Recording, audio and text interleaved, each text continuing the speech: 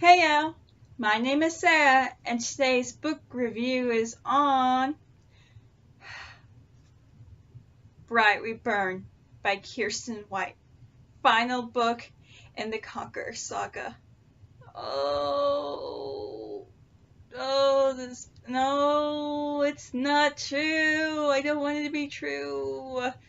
As you can tell from my morning outfit, I am in mourning, people, because this great series has finally come to an end, and I'm in mourning. Non-spoilers. 5 out of 5 stars, people. It definitely deserved a 5 out of 5 stars.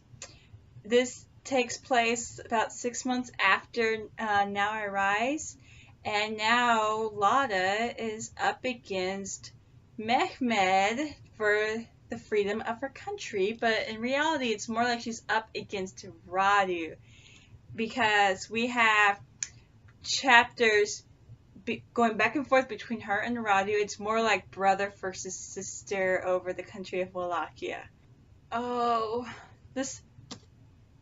my god. I knew how this would end in a way. I was hoping it wouldn't, but it's like the ending. Oh my god. That's as far as I can get into non-spoilers, really. Especially for those of you who did research on Vlad the Impaler, you know what I'm talking about.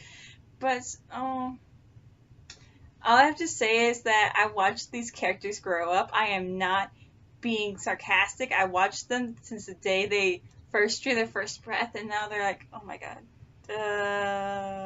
That's as far as I can get into non-spoilers. 5 out of 5 stars. People pick up the series, read it. It's amazing. I really, really wish it gets picked up as a TV show. Please, History Channel.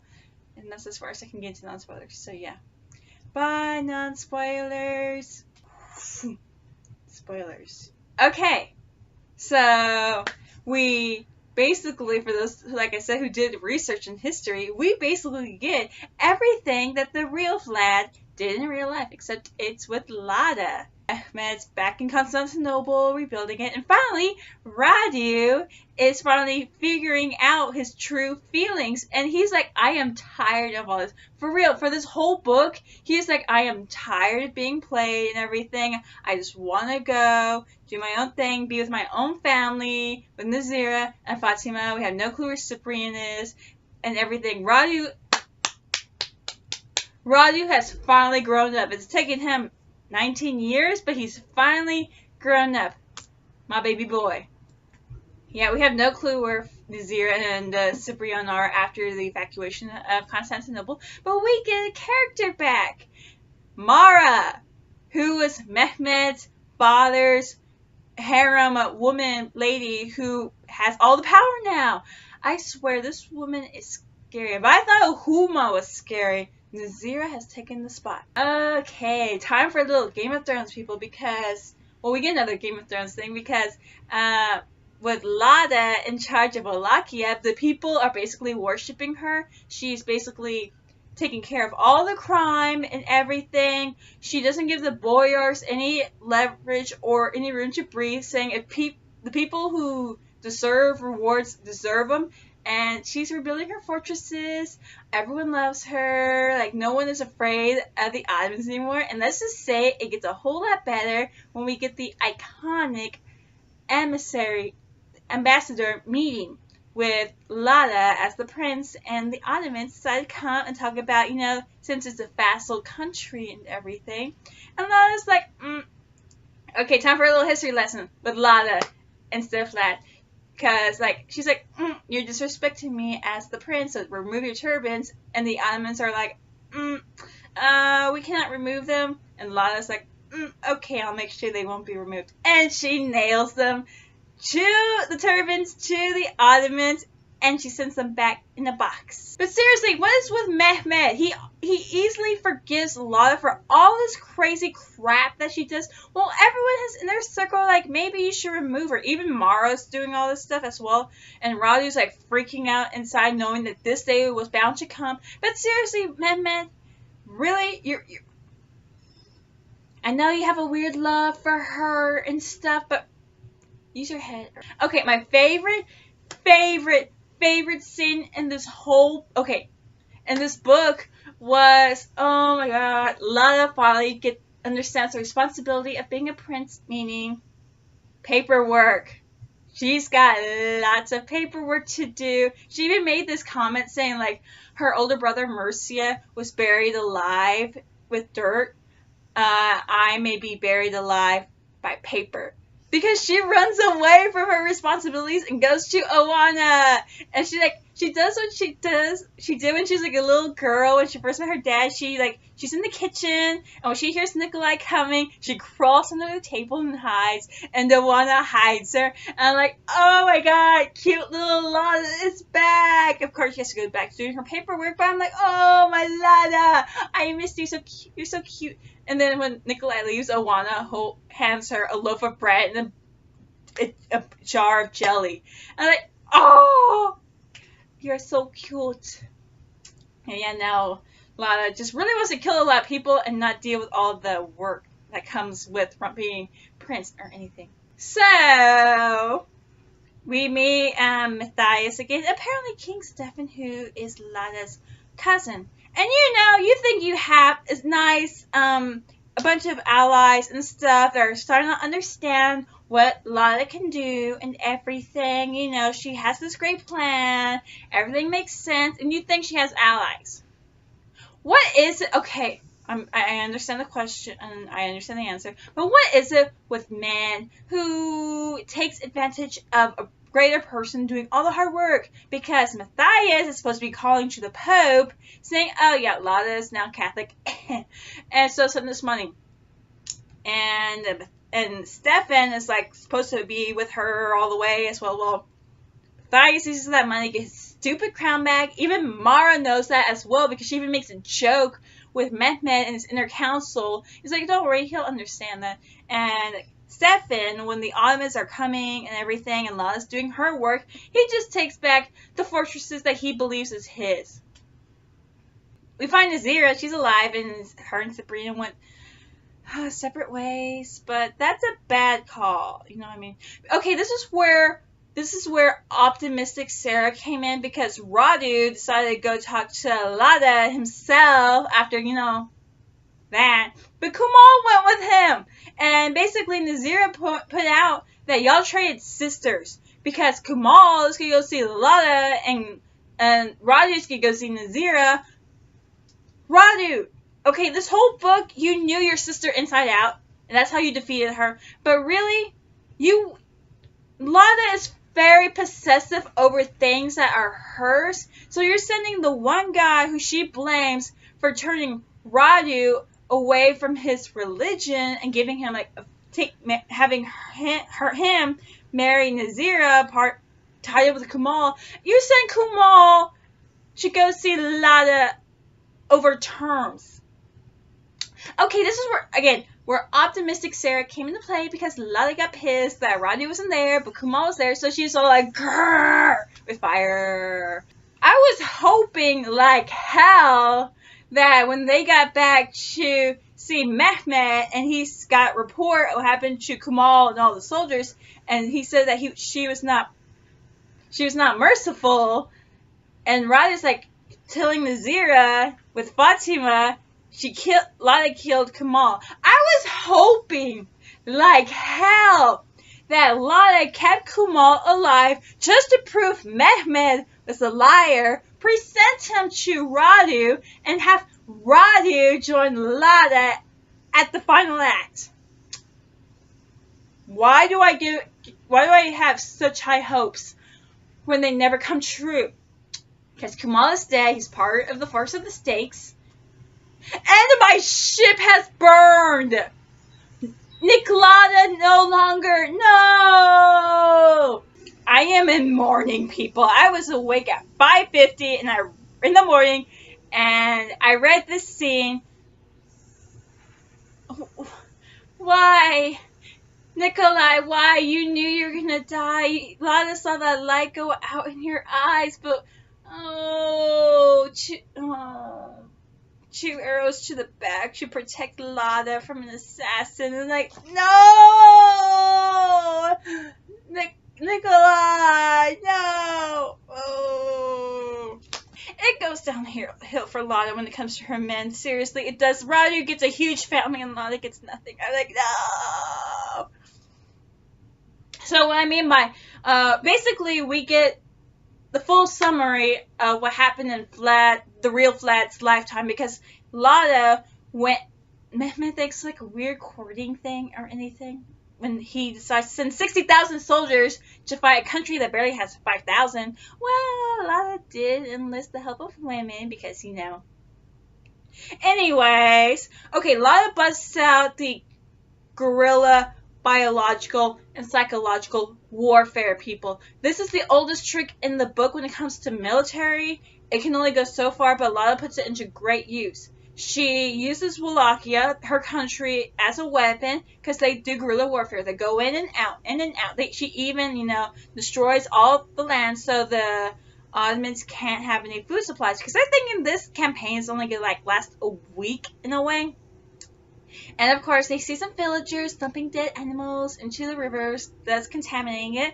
But you know, including the women that serves the Ottomans, well, even there, Lada's group were asking, what are we going to do with the sick people? Biological warfare people. They were sick! Thus, send them to the enemy troops.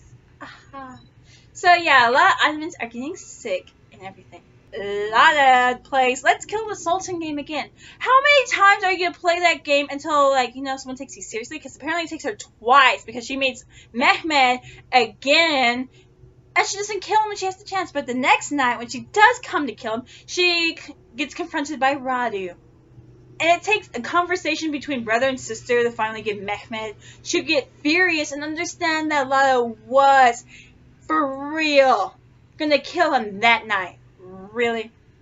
Oh, and by the way, Radu, using his intellect, managed to buy off the boyars that were supposedly loyal to Lada, meaning their attack for that night didn't go as planned. Don't worry, Lada, you still get the items of your country, because Radu and the gang get to the capital and they see the forest of stakes, meaning they had, I think it was 2,000 or 20,000, one of the true, it was the true something amount of dead bodies hanging off the sticks. Ooh, ha ha ha!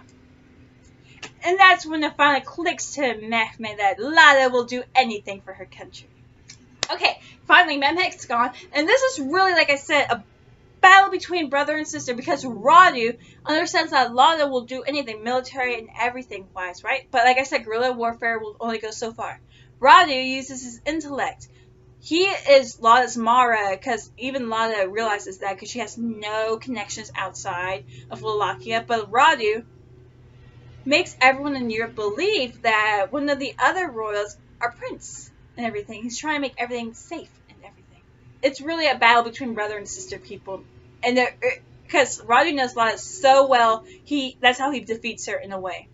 So, time for another ship that hasn't burned but has set sail to the beautiful horizon.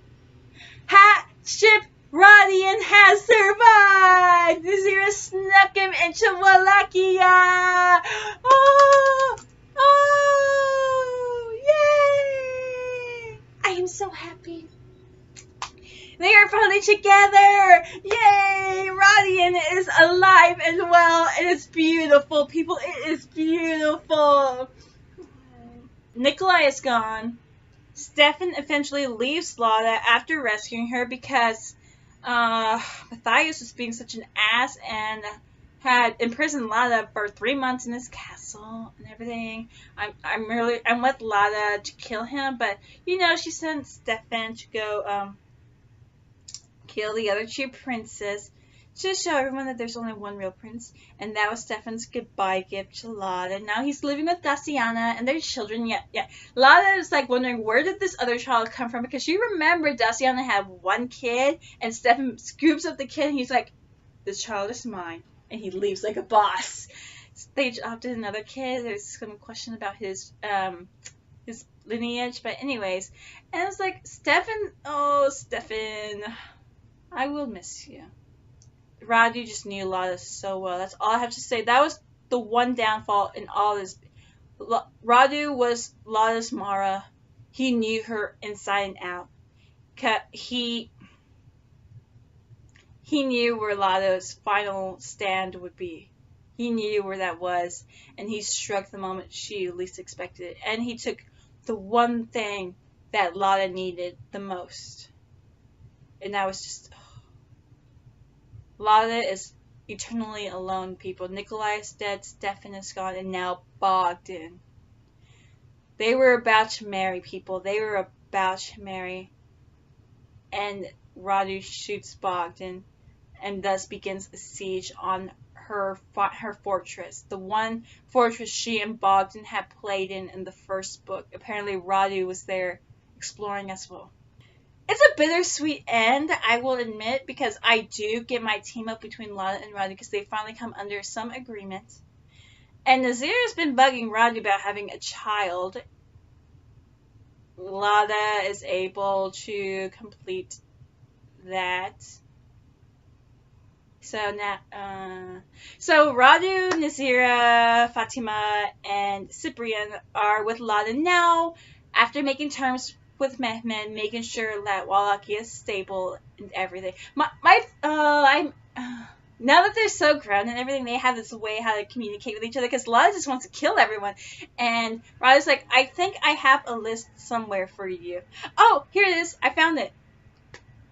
It's blank. Exactly. We're not killing anyone. That reminds me so much of Klaus and Elijah when Klaus was like talking about how many enemies do I really have, and Elijah's like, give me a month. I'll get you a list. Lada has a child, people. Lada has a child. She names her Theodora, and she gives her to Radu and Nazira. And I'm like, Radu knows this is not Bogdan's child. He knows, and he knows the moment Theodora is born. And Lada gives her daughter her inheritance, which is her locket that Radu gave her with soil from Wallachia and a knife, saying this is her inheritance. We get a 3-year skip after Lada is officially prince, knowing she is the prince, she is a dragon, she is a woman, and the last thing is what scares men the most, and she is officially prince. And we have Fatima and Cyprian, who are married to make things easier, so they all live together with Owana, who left with Radu, and we have Theodora with the most loving family, and this little girl knows where to find knives. And she is adventurous, she is fearless, she is just like her mother. And I'm like, oh, even Radu knows that. Like Nazira makes this point, how does she keep finding the knives? But it's like, oh. And the one thing I've been fearing the most in this whole entire book was the ending. I was afraid of the ending, people, because we know what happens to Vlad in history. I was afraid that we would get a final showdown between Lada and Mehmed. I was so afraid. And then they do a 17-year time skip with Radu and a grown-up Theodora and Mehmed. I will give a nod to Mehmed on this scene because they show up on the island that Lada commissioned gave money to the church for, because the priest said he saw that Lada felt more at peace on this island. They meet there, and Mehmed realizes that Theodora is not Nazira's child. He recognizes Lada in her right off the bat. Even she mentions when she gives them to a moment alone that Wallachia feels like a mother to her. And like, oh my god. And Radu asks about when Mehmed got the head, Husa was, and he really didn't care. He was there in Wallachia to finally face off with Lada. He was there to fight her fair and square, and he killed the men that killed her, and he sent her body home. And they go to her tomb, which is only labeled Prince because Radu was afraid someone would desecrate it. And it's labeled Prince. And before they leave, before these two old friends who've been together for as long as they can remember, leave their final friend who made it longer than they believed, Radu etches into the gravestone under Prince. He puts sister and dragon. And oh my god. I had to reread that epilogue so many times because it was like, oh. You can see why I'm in my morning clothes, people. I was like, oh my god.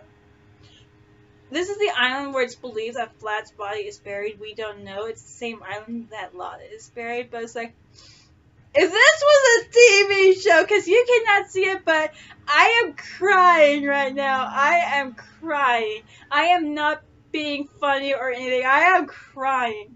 If this was a TV show, I would be having tissues all over me. I would just be crying.